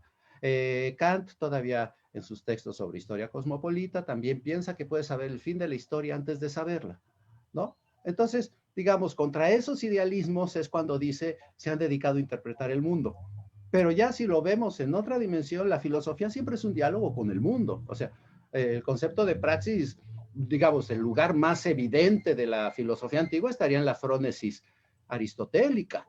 O sea, Es justo una práctica. Aristóteles dice, es solo ahí donde estás tomando la decisión, tienes que hacer la frónesis, que a veces se dice por prudencia, y entonces tomas la decisión porque no tenemos reglas preestablecidas. O sea, ahí hay una praxis enorme, ¿no? Y entonces Y, está la y, filosofía práctica y además la praxis misma de la cotidianidad que puedes resolver con algo de filosofía, ¿no? Entonces ahí creo que hay un contexto en el que esas frases hacen sentido, pero no es que los filósofos estén solo en las ideas, son ideas, un poco retomando la idea que decía Arturo de la idea de teoría. Teoría nada más es encontrar un lugar privilegiado de observación, pero de observación del mundo, no fuera del mundo, ¿no? Y para completar la anécdota de quién decías de Tales, ¿no? Que se burló la chica de Tracia, la esclava. de que la esclava, porque se cayó al agujero por ir viendo las estrellas, hay la anécdota complementaria para que veas que el filósofo no era tan, me la paso viendo las estrellas. Él sabía que iba a haber una extraordinaria cosecha de vid en su zona cuando estaba vivo, y entonces lo que hizo fue comprar casi todos los molinos y almacenes de vid, porque sabía que iba a haber mucho dinero. Y efectivamente ese año hubo una cosecha bárbara y Se Tales hizo se hizo rico. mucho más rico. O sea, sí sabemos ver la realidad, no nos preocupemos, ¿no? No, no, y es que, bueno, a mí sí me gustaría puntualizar esto porque de repente cuando se da esa definición demasiado amplia y general de la filosofía como búsqueda de la sabiduría, muchos suelen relacionar la búsqueda con, bueno, pues es como pasar el tiempo, es especular. No, realmente buscar es estar comprometido con dar con esa sabiduría. Y estar comprometido en el dar con la sabiduría es procurarla, es prepararte para ella, es producirla y al mismo tiempo transformar el mundo, ¿no? O sea, Y por otro lado, habría, perdón, una cosa muy importante en esto, ¿no? Lo pensaba con ser felicito. Muchos filósofos no dan recetas, no eso, dan consejos, dan orientaciones. ¿Por eso. qué? Mire, Porque tienen claro que la vida de cada quien se juega en cada quien. Entonces, claro. justo ir a ver al filósofo para ver qué dice, cómo debo de hacer. No, el filósofo como predicador es terrible, Como ir a ¿no? ver al Más bien te da oráculo, ¿no? cosas. Eso. Sí, sí. Entonces es más bien el filósofo debe de abrir tus posibilidades del pensar, ¿no? Y Mire, entonces ahí puedes Claro, claro. decidir lo que decía La Arturo, idea de para ser búsqueda, feliz pues, claro. o para estar bien en la vida. Por eso la filosofía tiene un rasgo edificante. Es decir, te da ideas para edificar tu propia existencia, no para decirte cómo debe ser, sino para poderla construir. Claro. Sí, Y la idea de Perdón, búsqueda, Enrique. claro, y perdón, por eso a veces se le ve extrañamente, ¿no? Se piensa extrañamente, para seguir con esto de las anécdotas, cuando está Heráclito y andan buscando a Heráclito, dicen que está ahí, ¿no? Y van a verlo y se van de largo, ¿no? Porque ven a un viejo cubriéndose del frío. No podían creer que ese era el gran Heráclito, y entonces Heráclito dice, venid para acá, que acá también habitan los dioses. Es decir, se le ve como fuera del mundo, pero eh, creo que la gran, eh, eh, eh, que la filosofía es precisamente surgida del mundo mismo, es decir, porque estamos interpelados por el mundo. No podría haber filosofía si no podemos dejarnos interpelar por el mundo, si el mundo no nos causa admiración, si el mundo no nos despierta cierta admiración.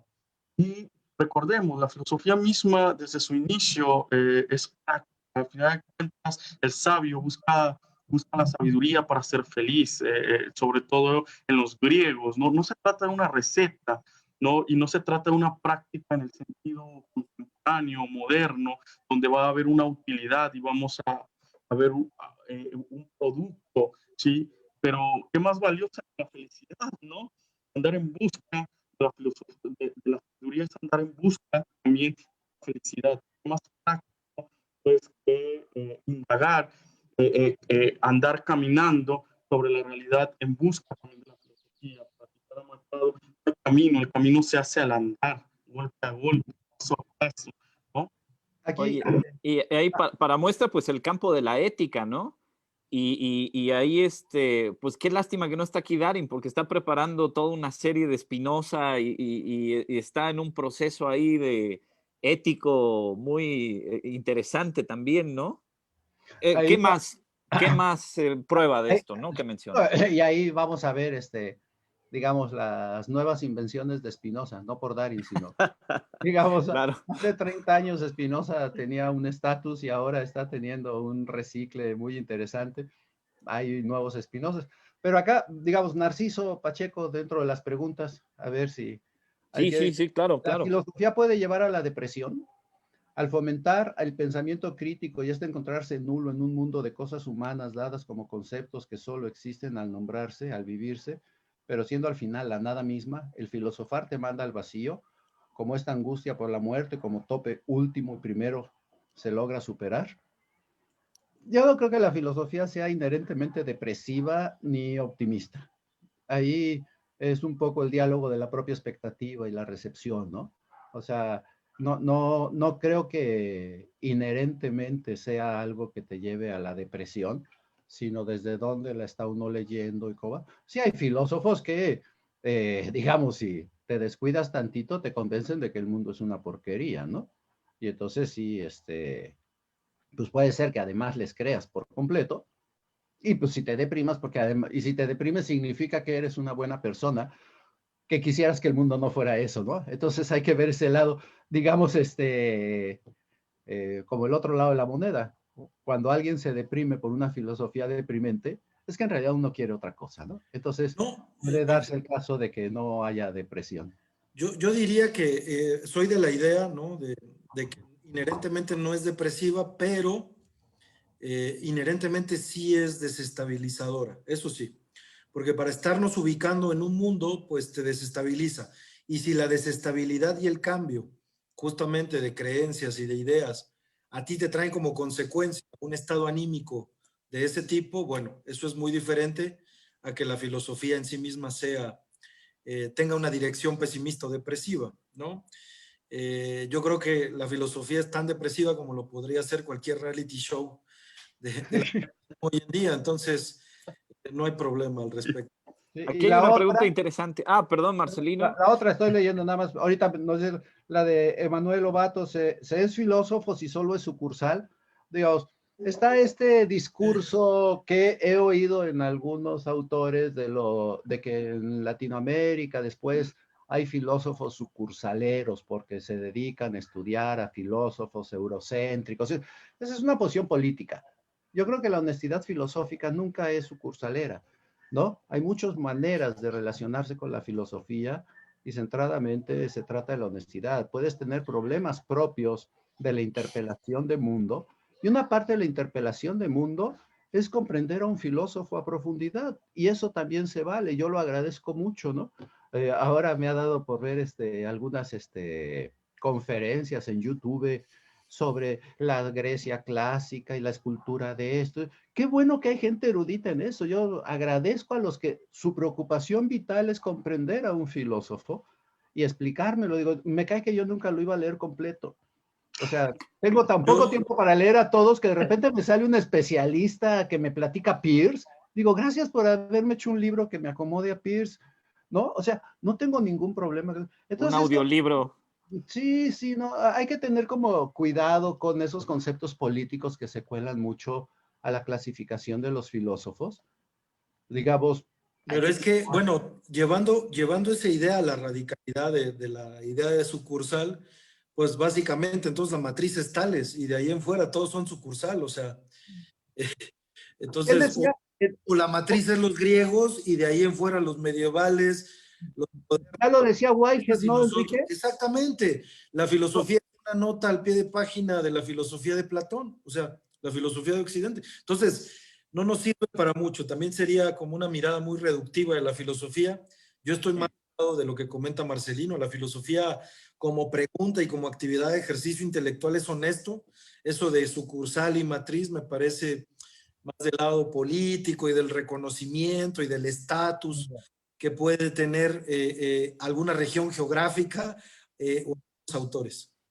Ahora, hace rato ¿Cuál decía? comentaba Enrique que el filósofo en estos tiempos debe discutir, lo cual me pareció muy interesante. O sea, yo creo que se está en algo, quizás estamos en los tiempos dorados de la divulgación filosófica. Yo nunca había visto tanto filósofo en YouTube discutiendo, dando clases, como decía Marcelino, Haciendo ¿no? ágoras. Haciendo ágoras virtuales, todo esto, ¿no? Apenas me estoy dando cuenta que hay incluso, seguro también sucede en el mundo anglosajón, pero hay incluso hasta una red de filósofos en Hispanoamérica y se están comunicándose entre ellos y bueno, y tenemos a los grandes rockstars, ¿no? De la filosofía como Slavoj Žižek y el otro, ay, se me olvida su contraposición en el mundo occidental, Peterson, ¿no? Ese no es filósofo, ese Ese es casi sacerdote. ese quién sabe qué es, ese es Ese es mercador. pastor, ese es reverendo, ¿no? Pero bueno. Pero bueno, el G es tan cínico que hasta con él va a discutir, pero ese no es filósofo. Pero quizá este sea el mundo, ¿no? Meterse a la virtualidad y conectarse y discutir ideas en este mundo conectado, ¿no? Me llamó mucho la atención esto que mencionaba Enrique al principio de esta charla. Mira, yo te comentaría dos cosas, perdón, si me permiten. Arturo dijo al principio algo que por acá anoté, ¿no? Vivimos en un mundo con poca orientación, ¿no? O sea, digamos, es tan complejo que todavía estamos acostumbrando a movernos en él. Y da la casualidad, y te lo podría decir, ahí empezó filosofía en el Ágora. O sea, la reflexión sobre hacer filosofía en el Ágora, es decir, ¿hace cuánto que no había un filósofo bestseller? Y esto hace años.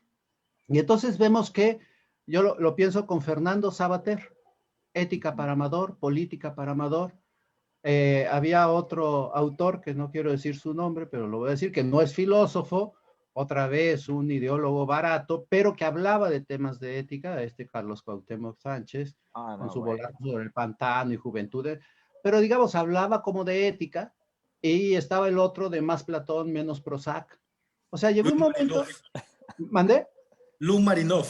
Sí, y entonces lo que vemos es que en estas épocas la gente no busca la ingeniería, la arquitectura o la mecatrónica. No es que las abandone, pero para orientarse en el mundo la filosofía es un asunto importante. Entonces, digamos, más bien la sociedad nos está mandando un mensaje importante. ¿Qué nos puede decir la filosofía de esto? Y por eso Enrique y yo nos sentamos a hablar de hacer una filosofía en el Ágora, en el sentido de, a ver, los filósofos jalapeños, ¿qué podemos hacer para nuestra comunidad? para ayudar a pensar el mundo, no para dar las respuestas, pero ayudar a pensar y orientarse. ¿Por qué? Porque efectivamente, digamos, un fenómeno, eso sí lo diría yo empírico y evidente, es que este resurgimiento público de la filosofía tiene mucho que ver con un mundo que pide filósofos. Y entonces es ahí donde los filósofos tenemos que responder al reto. O sea, si nos pasamos buenos ratos estudiando a nuestros autores favoritos de manera diletante y erudita y lo que quieras, por otro lado, también hay una parte de la sociedad que nos está interpelando. ¿Ustedes qué nos dicen para orientarnos, no? Se le han pasado durante 2500 años diciendo de cosas del sentido de la vida, pues ayúdenos a construir, no a darnos. Ahí sí zafo, ¿no? Pero a construir sentido, ¿no? Lo decía un poco también Arturo, ¿no? Entonces, claro que sí es un fenómeno social contemporáneo y por eso hay tanto. Y por eso tienen seguidores, ¿no? ¿Por qué? Porque la gente sabe, histórica y culturalmente, que en la filosofía hay respuestas muy interesantes a ciertas preguntas de la propia vida. Hombre, y con esta aceleración en los cambios sociales, ¿no? Que ya mucho se ha hablado, ¿no? Que tan solo en el siglo XX ha habido, no sé si más o menos avance, pero sí, sí muy rápido todo, ¿no? Esta rapidez es innegable.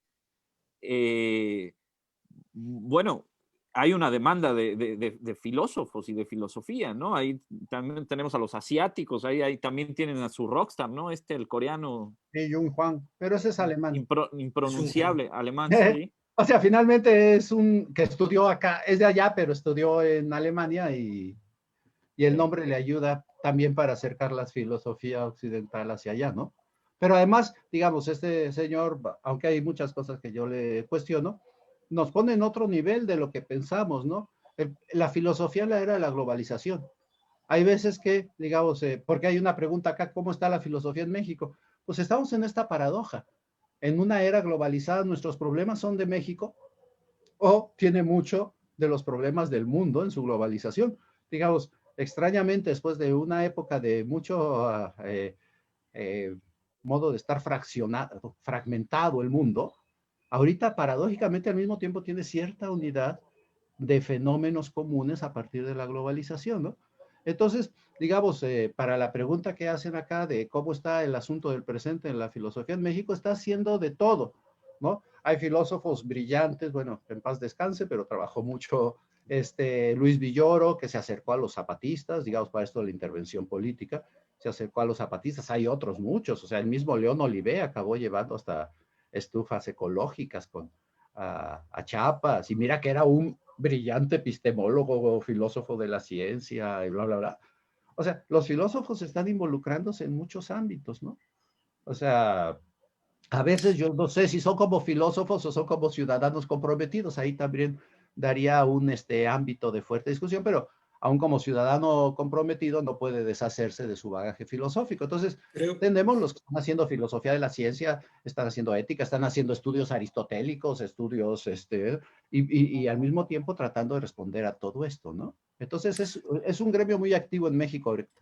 Yo considero que efectivamente ocurre, vamos, comparto esto que menciona Marcelino, pero también que no se nos olvide que habitamos una época de fiscalización y resultados.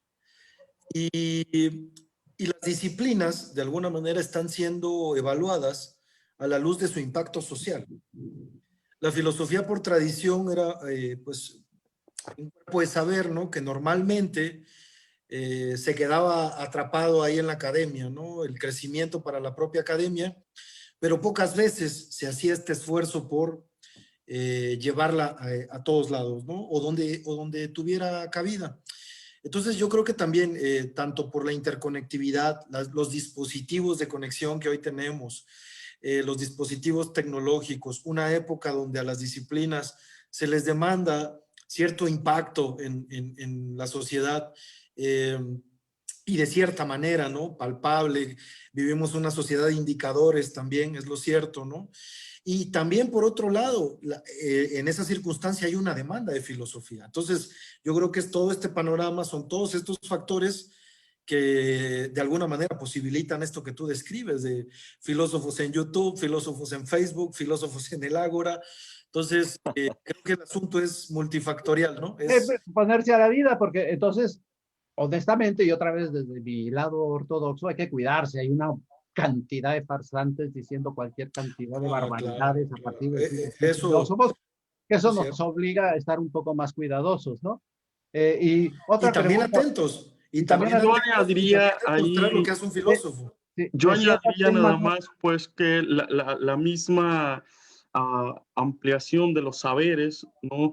Nos, no podríamos ahora tener un filósofo al estilo de Descartes que se aislara por completo.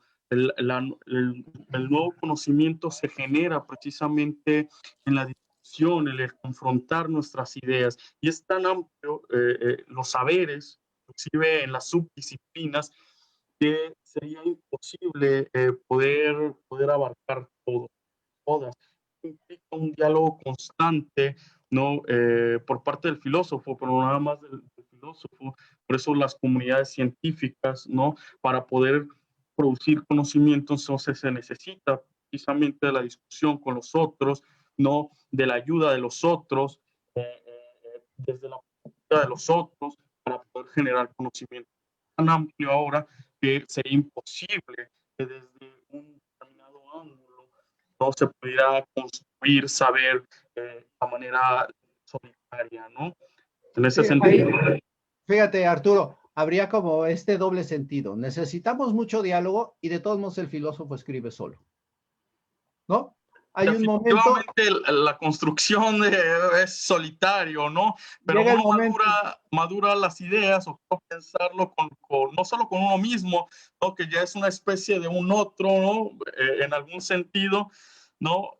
Sino también con los compañeros, con los colegas en discusión, ¿no? Muchas sí, veces sí, uno agradece a los compañeros, como usted dice ahora, cuando decían de un determinado autor. Calvino habla del diálogo con nuestro clásico, ¿no?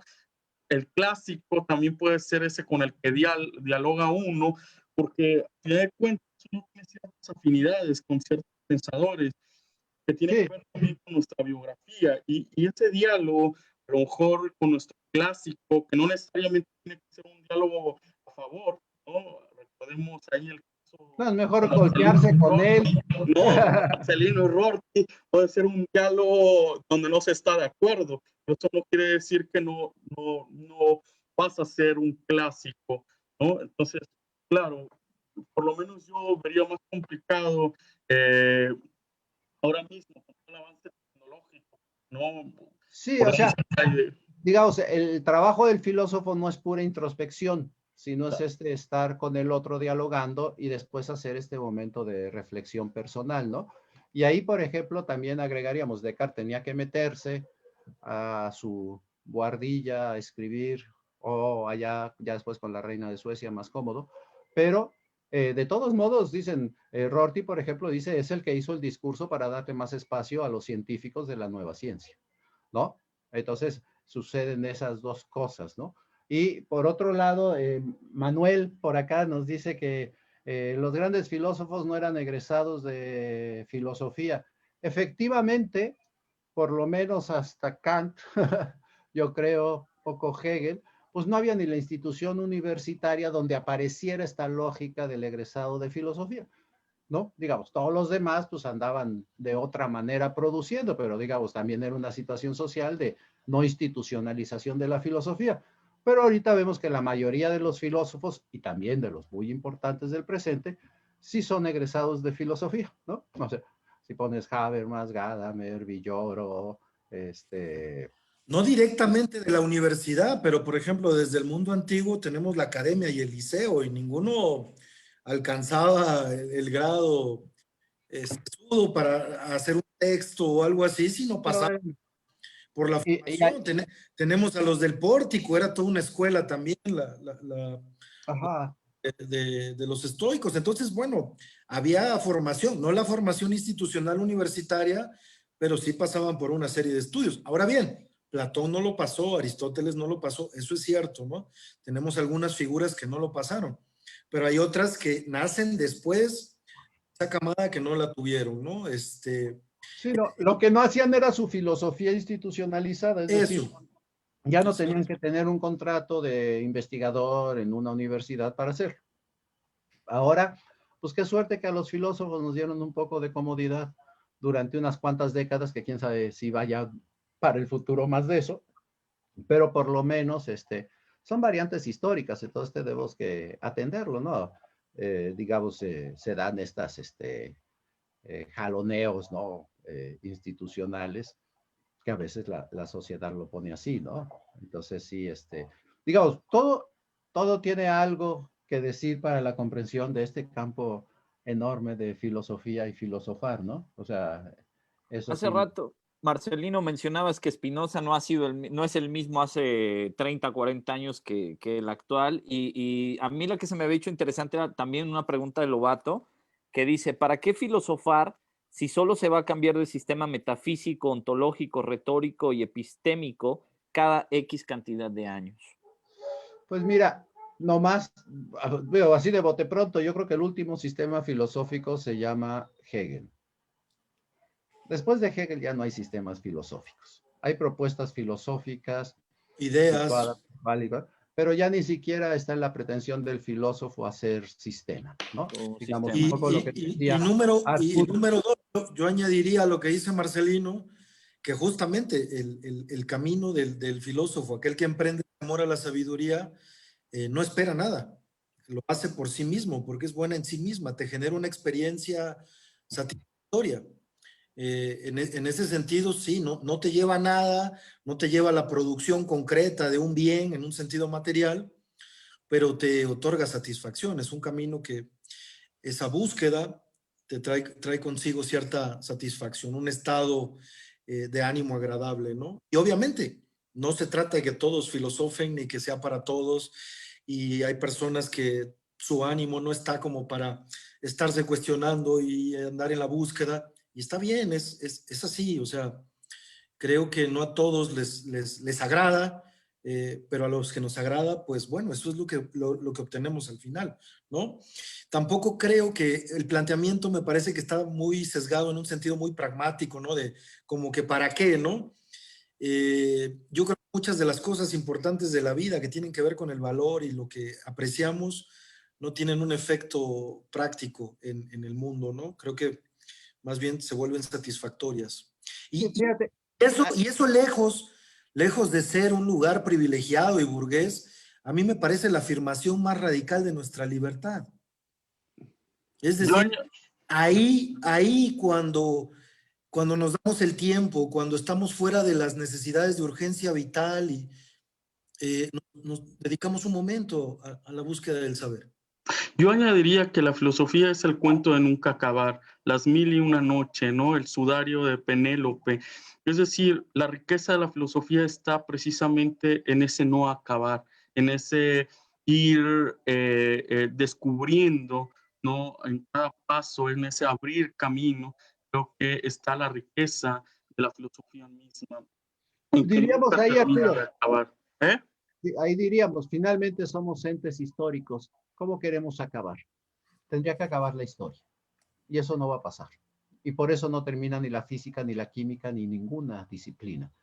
Ni la literatura, ni el cine, ni nada. O sea, es esta historicidad que marcas, dices, pues claro, no hay que acabar, hay que reconocer la imposibilidad del acabar, Y ¿no? es más, su progreso implica más filosofar, porque es justo cuando se ponen los paradigmas en jaque y hay que meterles eso a la nueva explicación o a la nueva metodología paradigma, ¿no? Sí, y ahí es lo que decías, Enrique, de esto de ¿para qué sirve la filosofía? A mí me gusta así como explicarlo con la diferencia entre ser útil y servir.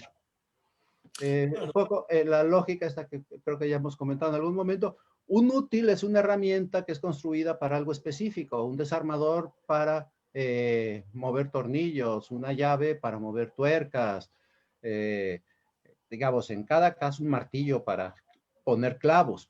Entonces, el útil está diseñado para servir a un caso particular. La filosofía justo es para orientar para no casos particulares. La generalidad. Entonces, abre y entonces puedes aplicarlo en muchos lados. Y en ese sentido, digamos, la filosofía, y me gustó mucho la palabra que dijo, es pensamiento libre. Bueno, la teoría, no solo la filosofía, la teoría mayor. y esto creo que me estoy repitiendo de alguna otra sesión, la teoría mayor siempre es un pensamiento libre. Por eso Newton creó teoría. Él nada más quería saber por qué se oían las cosas. No estaba pensando en hacer un cañón, ni una bala, ni un avión. Si no piensa libre de la necesidad, como dice Enrique, no puede generar este conocimiento mayor, que es una gran teoría. Einstein decía, ¿qué pasaría si voy viajando en una bicicleta a la velocidad de la luz? Solo haciendo esas preguntas libres de conocimiento, se produce un conocimiento que sirve, da, otorga, es generoso ese conocimiento. Por eso digo, contra muchas de las cosas que se dice del presente, por eso digo, Da Vinci era muy genial, pero el pobre relativamente no pudo pensar libre. Estaba tan sometido por sus príncipes y los papas que le daban lana, que era un gran inventor. O sea, es un tipo creativo brutal, pero le decían, diséñame un submarino, diséñame un tanque de guerra, diséñame una torre de guerra, diséñame una ballesta que sea 3 veces más fuerte, diséñame un sistema de aguas. O sea, Da Vinci por eso es un gran inventor, pero no tenemos una teoría de Da Vinci. ¿Por qué? Porque no tuvo la oportunidad del pensamiento libre. Y en cambio Newton, por ahí se sienta y dice, ¿por qué se caen las cosas? Y claro, con su respuesta de las leyes del movimiento, hace que funcione toda la era de la industrialización, pero solo porque pudo pensar libre. Ese es el gran peligro para la filosofía actual. Hace rato que Arturo empezó a hablar de la sociedad del conocimiento y los indicadores y producir y recurso humano, todas esas palabras de la industria son una parte del acoso a la filosofía como pensamiento libre, ¿no? O sea, imagínate, digamos, eso serviría para hacer otra sesión algún día, lo horrible que resulta pensar el término recurso humano, el humano como un recurso. Eso, la verdad, a mí me escandaliza desde hace años, no solo ahorita, ¿no? Tenemos direcciones en las empresas de recursos humanos. ¿Por qué? Porque justo no eres humano, eres un recurso.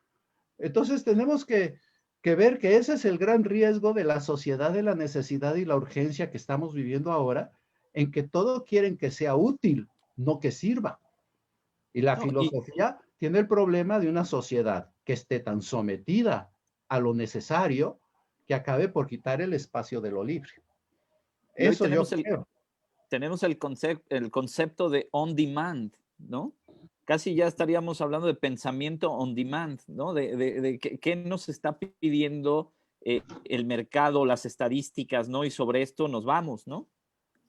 Mira, incluso acá en Filosofía en el Ágora lo usamos de diferentes maneras, De ¿no? alguna Pero manera también. una de las cosas que hicimos fue nunca, bueno, solo una vez lo metimos como programa de vinculación, pero dijimos, vamos a hacerlo libre, ¿no? Entonces no andamos en la lucha de todos los indicadores que podríamos llenar con el Ágora, ¿no? Es como una pequeña resistencia. O sea, un evento que lleva 5 años funcionando y todo, como una pequeña resistencia a la institucionalización de todo quehacer académico. ¿Me explico?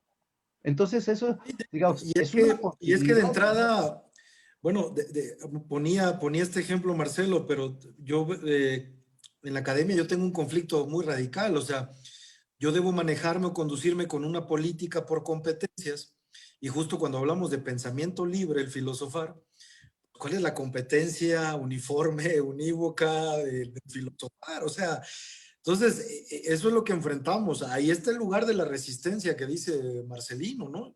Yo me resisto a encasillar la actividad filosófica y el quehacer filosófico en una política de competencias. No digo que no se pueda cuadrar. A final de cuentas, logras cuadrar ahí el asunto, pero me parece un contrasentido volver competente a alguien en un sentido repetitivo, en un sentido técnico, ¿no? Porque el enfoque por competencias nace como un modelo empresarial. Son tecnés. Pedagógicos, claro, claro. Y con eso queremos educar el libre pensamiento, ¿no? Entonces es así como Dios, ¿no? O sea, Sí, ¿no? la encrucijada en que estamos en la academia, en ese sentido, ¿no? Y el ágora, pues justo fue pensado como, pues es que, ¿cómo se transmite el saber? Pues filosofando, y que la gente piense, y que la gente discuta, y que la gente dialogue, y es un poco el ejercicio que menciona Marcelo cuando empezamos con el ágora. Y que seguimos intentando. Seguirá intentándose. No, además, hablabas cuando iniciaste, Marcelino, de cambiarle el nombre, todo esto, ¿no? Y de esta cosa tan curiosa, ¿no? De filosofía en el ágora.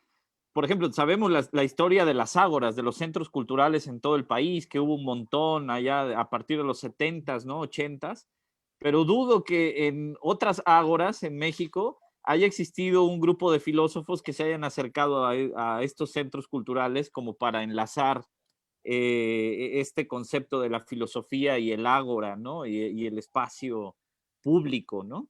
Pues por lo menos no sé si lo hayan hecho, pero qué bueno que a nosotros nos salió. No, aquí quedó perfecto, aquí quedó perfecto.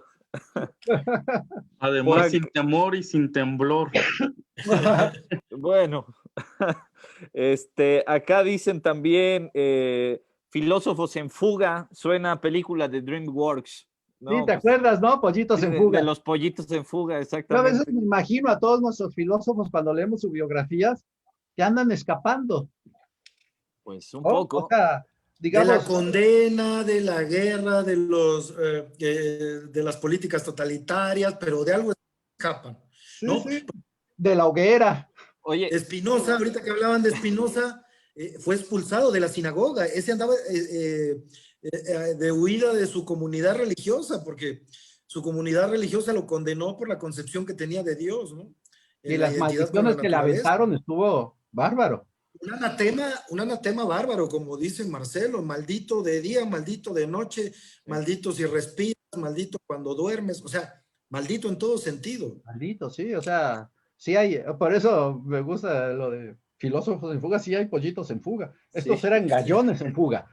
Oye, Pero eran gallones, pero también tenían que estar luchando por su vida. Y lo vemos a lo largo de toda la historia de la filosofía, ¿no? Para consuelo de los filósofos, pero sucede. ¿Mande? Para consuelo de los filósofos, también los políticos a veces andan en fuga, en pela, ¿no? Que dicen ahí.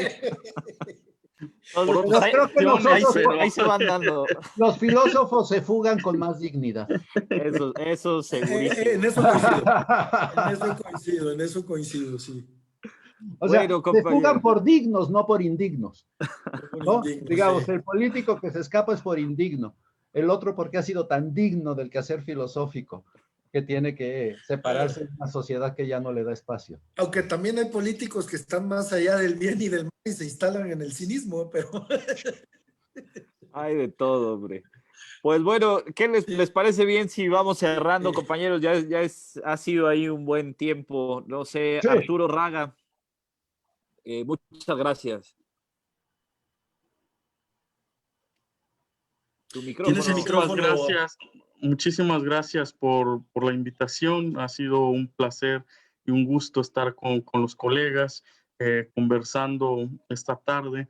Y pues nada, pienso que, como lo dije anteriormente, la filosofía pues se vuelve más urgente, ¿no? En esta época siempre tiene un diálogo con el presente, ¿no? Viendo con el rabillo del ojo hacia el futuro, pero creo que el presente de manera urgente cada vez solicita más a la filosofía. Cuando estaba preparando esto para dialogar con ustedes, me recordó el prólogo de la fenomenología, cuando Hegel dice que está en una época donde el peregrino dice, aclama por una gota de agua. Y esto no significa que la filosofía sea algo tan especial, no encima de los otros saberes, sino como estábamos diciendo hace un rato, sino que así como nosotros necesitamos un diálogo con los distintos saberes, acercarnos a los otros saberes, los otros saberes también necesitan un diálogo con el filósofo y nuestra sociedad, ¿no? También pide dialogar con los filósofos. Entonces yo felicito de verdad a Enrique, a Marcelino, que traigan a los filósofos a la sociedad y no sea la sociedad la que venga, sino que seamos nosotros los que vayamos a la sociedad. Y quisiera terminar con una frase de Hegel que él lo dice referente a la metafísica, pero podría caber muy bien a la filosofía. Un pueblo sin filosofía se quedaría sin lo más digno, o lo digno, o por lo menos de algo sumamente digno, ¿no? Terminaría con eso, agradeciendo nuevamente que me hayan invitado. Para mí es un placer, un honor estar con estos dos versos completos de la filosofía. Gracias. Bueno, yo para cerrar me gustaría comentar que creo que esta charla de filosofía y filosofar nos lleva a una de las ideas que manejó Deleuze, ¿no? Y él mencionaba que la filosofía es el ojo avisor. El ojo avisor que siempre está alerta cuando el pensamiento peligra de no ser libre, ¿no? Cuando los regímenes políticos tratan de controlar el pensamiento, cuando tenemos dogmatismos, cuando tenemos ideologías, la filosofía es ese ojo avisor que entra en la defensa del pensamiento libre y genera, como se ha hablado a lo largo de la sesión, nuevos sentidos, nuevas nociones de realidad y sobre todo el ejercicio concreto de la libertad. Y pues agradecerles a todos los que nos siguen. Yo nada más, pues la filosofía es vivirla y creo que estos diálogos filosóficos entre los colegas y con Gustavo y con la gente que nos hace comentarios en Facebook es estar trabajando por la filosofía, seguiremos en ello y una invitación especial a todos los asistentes para la sesión de mayo, que será un tema muy ad hoc para esta época, para que vean que a veces la filosofía no solo está en el diseño de los grandes sistemas, vamos a hablar del tema de las despedidas. Entonces, están invitados para el mayo a hablar de las despedidas. ¿Qué pensamos cuando pensamos en ello?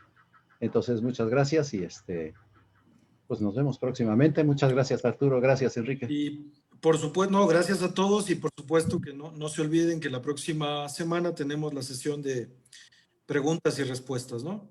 Uh-huh. Nos volveremos a conectar la próxima semana. Los esperamos a todos, por supuesto. Muchas gracias por su atención. Hubo mucha gente conectada, mucha gente participando aquí. Les agradecemos mucho que hayan compartido estas casi 2 horas con nosotros hablando de filosofía. Ha sido muy agradable, dicen por aquí, también divertido. Arriba el diálogo, perfecto. Sí, me parece muy bien. La filosofía te mantiene despierto. Eso sonó a porra, ¿eh? Mira. Y vamos a revisar las preguntas por si algunas quedaron pendientes. Las retomamos dentro de 8 en la días. próxima sesión, la semana que entra. Claro que Mira, sí. sonó por arriba el diálogo, la filosofía te mantiene despierto. Perfecto. Algunas te llevan al coma, pero bueno. Ándale. Gracias a todos. Hasta luego. Muchas gracias. Hasta luego.